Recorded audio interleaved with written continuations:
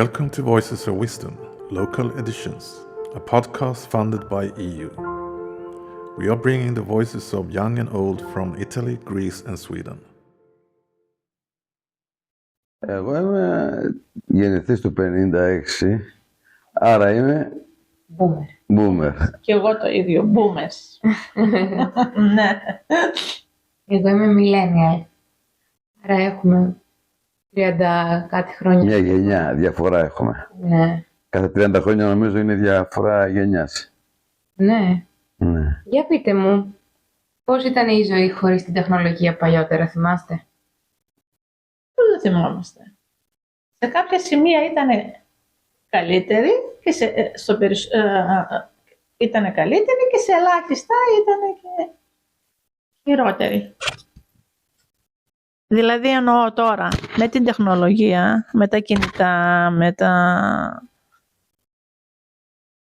είναι λίγο δύσκολα, γιατί δεν υπάρχει μεγάλη επικοινωνία μεταξύ των ανθρώπων. Βλέπεις σε μια οικογένεια να έχει ο καθένας το κινητό και να μην μιλάει μεταξύ του, να κοιτάνε όλοι τα κινητά. Απ' την άλλη όμως, βλέπουμε πολύ πιο εύκολα να παίρνουμε απαντήσεις σε διάφορα πράγματα που μας ενδιαφέρουν. Προχωράει η επιστήμη να προχωράει, δηλαδή περισσότερο νομίζω ότι κάνει καλό η ανάπτυξη της τεχνολογίας. Να πω εγώ την δικιά μου άποψη ότι εντύπωση κάνει σήμερα πως δεν μπορούμε να κάνουμε χωρίς να έχουμε το κινητό μαζί μας. Το πρώτο που κοιτάμε όταν βγαίνουμε από το σπίτι, αχ, δεν έχω το κινητό ή το έχω το κινητό, είμαι εντάξει. Δηλαδή παλιά, για να έχω σε επαφή με τη μάνα μου, ξέρω, με κάποιο φίλο, και εκδρομή να ήμουνα και διακοπές να ήμουνα, θα περίμενα στη σειρά, να πάρω σειρά στο τηλέφωνο, να τηλεφωνηθώ και να πω είμαι καλά, θα σε πάρω τηλέφωνο μετά από 3 μέρες, 4. Τώρα, αν δεν ξέρουμε κάθε δευτερόλεπτο σε ποιο σημείο είμαστε και τι κάνουμε, κάτι συμβαίνει. Αυτό είναι, για μένα είναι καλό, κακό είναι για μένα. Τι τόσο πολύ δηλαδή πρέπει να πάρει κάθε δευτερόλεπτο να γνωρίζουμε τι γίνεται στη ζωή μας ή στη ζωή του ανθρώπου μας. Βέβαια, το πολύ καλό είναι ότι στέλνεις ένα μήνυμα, στέλνεις ένα βίντεο και βλέπεις τον άνθρωπό σου ή μιλάς και το βλέπεις. Κάτι που ήταν απίστευτο να το φανταστούμε εκείνα τα χρόνια, ότι να μιλάς και να σε βλέπει και να το βλέπεις. Ναι. Εμένα επίσης πολλές φορές με ενοχλεί η 24ωρη διαθεσιμότητα που υπάρχει πλέον μέσω της τεχνολογίας. Δηλαδή ότι 24 ώρες, 24ωρο μπορεί κάποιος να σε εντοπίσει, να σε ψάξει, να σε καλέσει. Και κάπου είχα διαβάσει και μου έκανε πολύ μεγάλη εντύπωση ότι η πολυτέλεια πλέον στις μέρες μας είναι να μπορείς να είσαι offline. Όχι δηλαδή διαθέσιμος online. Μέσω offline. Πολύ ωραία. Αυτό που ήμασταν παλιά. Είναι πολυτέλεια πλέον αυτό το πράγμα να μπορείς να είσαι offline. Ναι. Είμαστε και χύμα σε όλο τον κόσμο. Ξέρει όλος ο κόσμος. Ξέρουν αυτά τα Gemini, τα Memini, όλα αυτά τα νέα δεδομένα. Ξέρουν τη ζωή μας. Ξέρουν πώς θα αντιδράσουμε, ξέρουν πώς θα μιλήσουμε.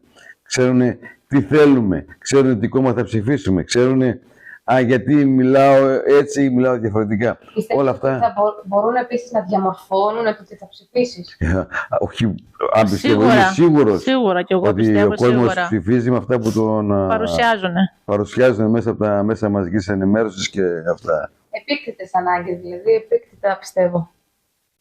Δεν είναι κάτι που το νιώθεις εσύ, απλά το δημιουργούν, σου το Δεν καταλαβαίνεις έτσι πώς, ακριβώς. γιατί το κλαις αυτό. Δεν καταλαβαίνεις γιατί είσαι έτσι, αντικοινωνικός βασικά, αλλά είσαι.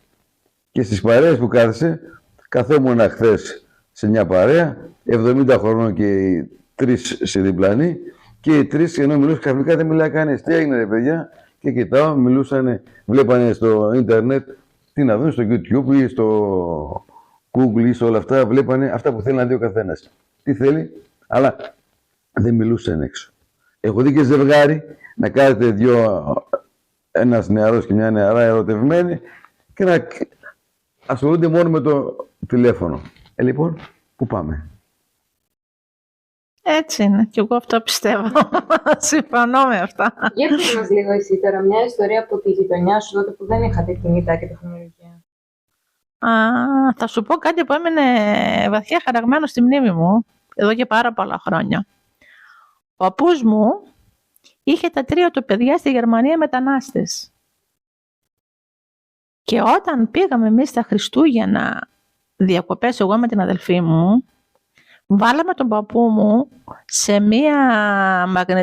στα παλιά τα μαγνητόφωνα που ήταν σαν ταινία που γυρνούσαν αργά-αργά, να μιλήσει για να το πάμε στη Γερμανία να ακούσουν τα παιδιά τη φωνή του. Δεν είναι πολύ συγκινητικό? Και το μίλησε ο παππούς μου, γεια σας παιδιά, είπε ότι έδωσε τις ευχές του και το πήγαμε στη Γερμανία και το βάλαμε όλοι μαζί και καθίσαμε εκεί και ακούσανε τη φωνή του. Τι κάνανε αυτοί που την ακούγανε? Κλαίγανε. Συγκινηθήκανε πάρα πολύ. Ενώ τώρα αυτά με ένα απλό πάτημα στον υπολογιστή βλέπουμε τα πάντα. Από τη δικιά σου τη γειτονιά τέτοιο ακριβώς είχα κάνει και με τη δικιά μου τη γιαγιά εγώ τη Μαγδαληνή. Και ακόμα είναι κάπου σε κάποια από αυτές τις κασέτες που γυρίζανε και λένε «Γεια σου Σίμω», έλεγε, την είχα στη Γερμανία, μας είχε μιλήσει εκεί και το φέρανε εδώ και τα ακούγαμε εμείς. Τώρα από την... Τι ακριβώς θα ήθελες να μιλήσουμε εμείς, να σου πω δηλαδή τα παλιά? Μια ιστορία, είπες κιόλας ήδη, μια ιστορία τότε που δεν υπήρχε η τεχνολογία, από τη γειτονιά σου. Ερχόντουσαν πολλά άτομα στο σπίτι μας, επισκέψεις. Ναι. Τρώγαμε, πίναμε, διασκεδάζαμε.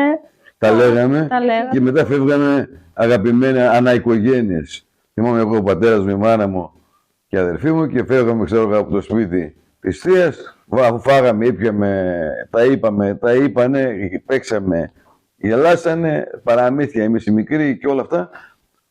Και γεμάτοι με θετική ενέργεια, αγκαλιές και οι 4, φεύγαμε και πηγαίναμε στο σπίτι μας. Το θυμάμαι. Και θυμάμαι χαρακτηριστικά που ήμουν μέσα στο παλτό του πατέρα μου, του συγχωρεμένου. Λοιπόν, ήμουν κάτω από το παλτό και εγώ ήθελα να πηγαίνω με κλειστά μάτια. Και μου άρεσε έτσι να πηγαίνω και είχα σιγουριά όμως τον πατέρα. Ότι εκεί θα με πάει εκείνο που θέλω. Λοιπόν, δεδομένα, τα οποία δεν ξέρω σήμερα πόσο εύκολα μπορούν να υπάρξουν έτσι σαν οικογένειες.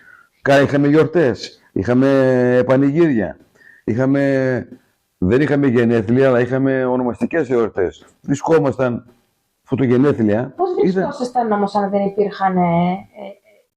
δεν υπήρχε η άμεση τεχνολογία στη ζωή σας?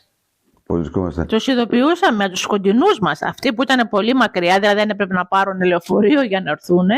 Δεν ερχόταν πλην όταν γιορτάζαμε. Τότε ξέρουν ότι γιορτάζαμε, ξέρουν ότι θα είμαστε στο σπίτι και τότε ερχόταν. Ήταν όλο το σόι και όλοι οι φίλοι. Ναι. Και το σπίτι μας κομμύριζε φαγητά που ψήνονταν, κρασάκια, καφέδες, γλυκά, χειροποίητα γλυκά, όλα τα γλυκά και το σκετόνα και τα άλλο. Ναι. Και ποια θεωρείτε δηλαδή ότι είναι η μεγαλύτερη πρόκληση που είχατε παλιότερα χωρίς τεχνολογία? Πρόκληση. Τι πρόκληση? Η πρόκληση ήταν ότι πρέπει να πάρω ένα τηλέφωνο στη μάνα μου, ξέρω εγώ, όταν ήμουν διακοπές, όταν ήμουν φοιτητής, να πάρω τηλέφωνο κάθε μέρα, να πάρω σε μια φορά τη βδομάδα και αν ήθελα να με δει, ερχόταν εκείνη, πήγαινε εγώ στο σπίτι της. Δεν υπήρχε αυτό το πατάς και βλέπεις το ιντερνετικά και μιλάς και σε βλέπει και το βλέπεις. Άρα εσείς είχατε τηλέφωνα? Είχαμε, όχι κινητά, είχαμε τηλέφωνα σταθερά στο σπίτι μας. Εσείς μετά τη δεκαετία του 80. Εσύ που ήσουν από πόλη. Σε πόλη μεγάλωσα εγώ. Εγώ που ήμουν σε χωριό, όταν θέλανε, ήταν στο καφενείο το τηλέφωνο. Και για να σε συνδέσουν, έπρεπε να θυμάμαι τον μπακάλι εκεί. Έλα κοπέλα, φώναζε και γυρνούσε το τηλέφωνο. Ξέρεις, μέχρι να βγει η κοπέλα που να βγει και σύνδεσε με το νούμερο τάδε. Και σε ακούγανε όλα και όλο το καφενείο άκουγε τι λέγαμε και τι λέγαμε στα τηλέφωνά μας. Εδώ ο μπακάλης που το λέγαμε μπακάλι, γιατί ήταν και μπακάλικο το καφενείο. Είναι και καφενείο και μπακάλικο, είχε τα μυστικά όλα, αφού και δίπλα τα άκουγε όλα. Ναι. Και ο ταχυδρόμος, όταν ερχόταν, δεν ήταν το Messenger σήμερα. Το ταχυδρόμος ερχόταν και έλεγε γράμμα ο τάδε από την τάδε. Και περίμενα, αχ, σήμερα δεν είχα γράμμα. Εγώ και έφυγε άλλη στεναχωρημένη. Ή έγινε άλλη, είχα γράμμα. Έλα, εσύ που ξέρεις γράμματα. Για διάβασή μου, τι λέει το παιδί μου. Ναι. Κατάλαβες, άλλα δεδομένα. Εσείς όμως είχατε στο σπίτι τηλέφωνο? Μετά το 80, το 1980. Πριν από αυτό? Πριν από αυτό δεν είχαμε τηλέφωνο, όχι. και με τη γειτονιά και με τους συγγενείς που ήταν κοντά μας. Εννοούμασταν. Με τους μακρινούς, σου είπα ότι ερχόντουσαν άμα μπορούσαν στις γιορτές μας. Αυτές που ήταν πολύ πολύ μακριά, ερχόντουσαν μια φορά το χρόνο και καθόντουσαν μια εβδομάδα για να τους δούμε και να μας δούνε. Πάρα πολύ ωραία. Τι θα λέγατε ότι θα ήταν μια μέρα που σημάδεψε τη γενιά σας τεχνολογικά? Εγώ θυμάμαι να σου πω τώρα πρώτος, εγώ ας μιλήσω και μετά μιλήσει η κυρία. Εγώ τεχνολογικά ήταν όταν πήγανε στο φεγγάρι. Και είχα μαζευτεί όλοι και βλέπαμε σε μια τηλεόραση εκεί ότι οι άνθρωποι φτάνουν στο φεγγάρι. Και θυμάμαι ήμασταν μαζεμένοι όλο το σόι και κοιτούσαμε πω φτάνουν. Και λέει έφτασε, πάτησαν οι άνθρωποι στο φεγγάρι. Το θυμάμαι, ήμουν μωρό παιδί και θυμάμαι χαρακτηριστικότητα και έλεγα πώς πανέβηκε εκεί πάνω, σε εκείνο το φεγγάρι, εκεί ψηλά. Εκεί πάνω πώς πήγανε και πώς κατεβήκανε και πώς δεν πέφτουν από εκεί πάνω. Εμείς ήταν παιδιά που είχαμε αυτές τις σκέψεις. Να σου πω και σήμερα πάλι τα ίδια έχουν. Γιατί άλλοι λένε πήγανε στο φεγγάρι, έχουν άλλα δεδομένα. Δεν ξέρω τι έγινε, αλλά όμως μου είχε μείνει. Στην εντύπωση ήταν τεράστιο βήμα για την ανθρωπότητα, ναι. Εσύ, θυμάσαι? Εγώ θυμάμαι την τηλεόραση. Όταν πρώτο είδα τηλεόραση, γιατί ερχόντουσαν εκεί στον κήπο της πόλης που έμενα, βάζανε μία τέντα και παίζανε κινηματογράφο. Και όταν πήγα σε ένα σπίτι εκτός της χώρας μου, τότε δεν είχε έρθει ακόμη τηλεόραση στην Ελλάδα, είδα την τηλεόραση και έμεινε με το στόμα ανοιχτό και λέω υπάρχει και τόσο μικρός κινηματογράφος, δεν ήξερα ότι πρώτη φορά έβλεπα τηλεόραση και το θυμάμαι πολύ χαρακτηριστικά αυτό. Πάνω σε αυτό για την τηλεόραση, εγώ θυμάμαι όταν βλέπουμε αγώνες, είχαμε εκείνο το ραδιόφωνο του μεγάλου που γυρνάς στους σταθμούς και γυρνάει και έλεγα παίζει ο Παναθηναϊκός, ξέρω εγώ Ολυμπιακός, ο ΠΑΟΚ παίζουνε, που έλεγα. Φαντάζεσαι, έλεγα στον εαυτό μου, κάποια στιγμή να βλέπω πάνω στο ραδιόφωνο εδώ και πώς πάει η Οικονομόπου και πώς και παίζουν μπάλα.